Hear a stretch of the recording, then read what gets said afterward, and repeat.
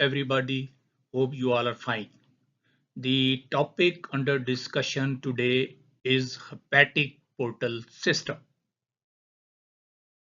It is a part of vascular system which is involved in the drainage of capillary bed of gastrointestinal tract, gallbladder, pancreas, and spleen into capillary bed of liver for the purpose of processing of nutrients which make this blood fit to enter the general circulation.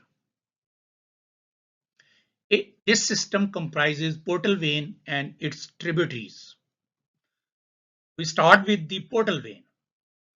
It is a large special vein about 8 to 10 centimeter long, having diameter of 10 to 8 to 10 millimeter, but it can be up to 15 millimeter.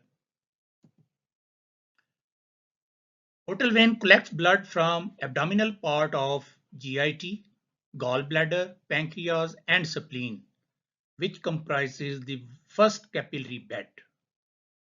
Then it delivers that blood to the liver having second capillary bed.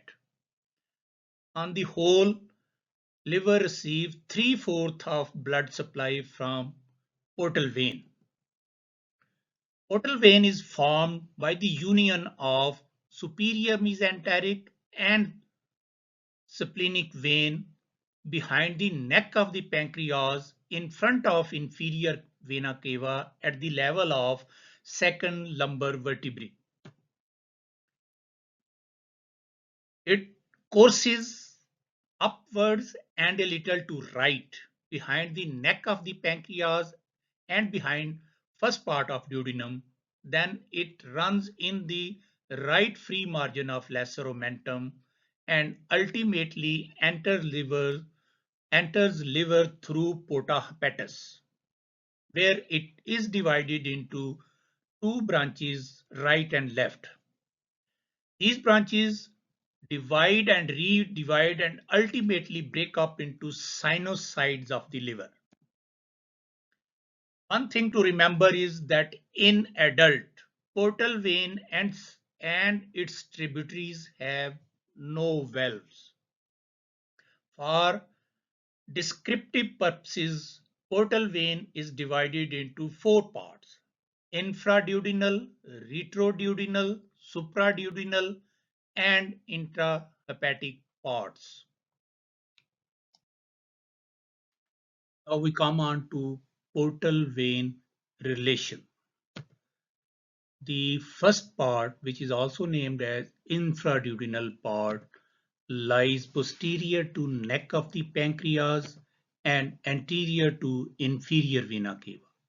The second part, which is also named as retroduodenal part, lies posterior to first part of duodenum, common bile duct and gastroduodenal artery, and anterior to inferior vena cava.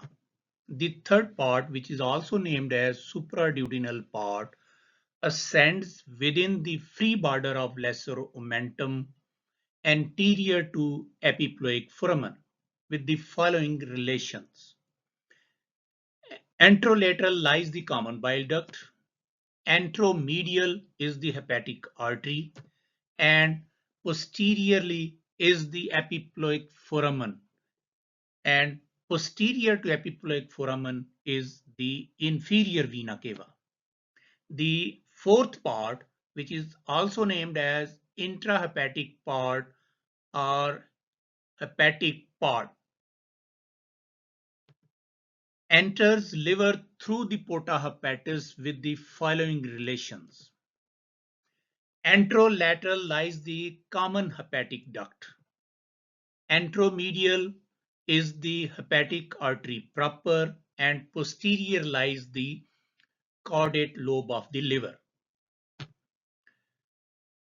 Both the branches, that is right and left, divide after entry into the liver, divide and redivide along with the hepatic artery proper and ultimately end up in the hepatic sinusoids, where the portal venous blood mixes with the hepatic arterial blood.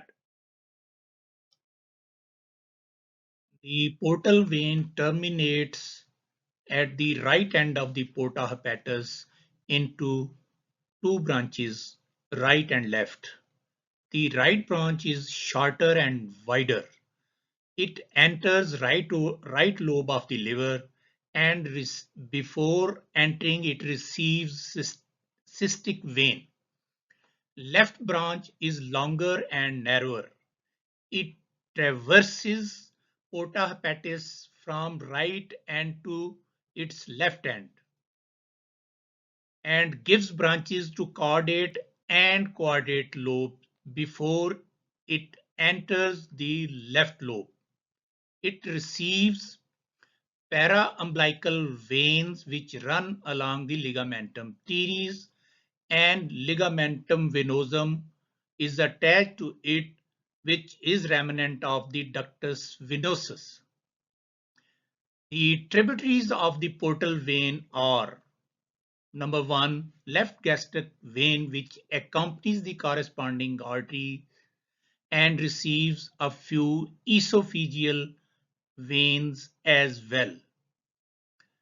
Second is the right gastric artery, which accompanies corresponding artery and also receives a small prepyloric vein. Number three, superior pancreatico-duodenal vein, which receives blood from the head of the pancreas and proximal part of the duodenum.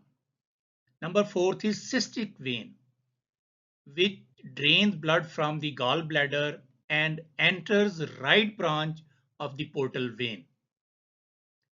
The fifth are the paraumbilical veins. These are small veins which run along the ligamentum teres and enter the left branch of the portal vein.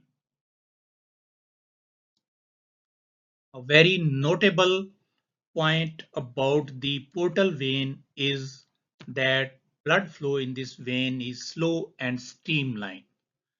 Means the blood from a specific area of the body passes through specific part of the vein and reaches the specific site in the destination organ.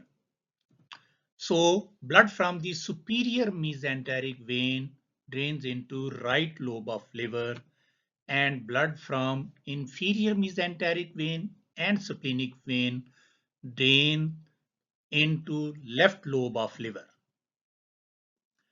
Hence, infectious substances or amoebic cysts, which are absorbed from the small intestine, pass via superior mesenteric vein and reach the right lobe of the liver. Because of this fact, infections or amoebic abscesses are more frequently seen in right lobe of the liver. Number two, blood lacking in the amino acid, etc., which is absorbed from the large intestine, pass via inferior mesenteric vein and ultimately reaches the left lobe of the liver, which may cause fibrosis or cirrhosis of the liver. Now let us have a brief review of the development of the portal vein. During early part of the development, one vitelline vein develops on either side of the developing duodenum. These two developing vitelline veins are interconnected by three transverse anastomotic channels, of which two are ventral and one is dorsal. Portal vein develops from these two parts of these two vitelline veins and the three anastomotic channels. First are the infraduodenal part develops from a part of left vitelline vein which lies distal or caudal to the dorsal anastomosis. Second, or retroduodenal part develops from dorsal anastomosis, which lies between the two vitelline veins. Third, or supraduodenal part develops from a part of right vitelline vein which lies between dorsal anastomosis and cranial or proximal ventral anastomosis. Fourth, or intrahepatic part is represented by right and left branches of the portal vein. The left branch develops from cranial ventral anastomosis and a part of left vitelline vein cranial to this anastomosis. The right branch of the portal vein develops from right vitelline vein cranial to the cranial or proximal ventral anastomosis. The ductus venosus, which becomes the ligamentum venosum later on, develops from proximal part of left umbilical vein, which connects left branch of portal vein and inferior vena cava. Comments and suggestions will be welcomed. Thank you for listening and watching.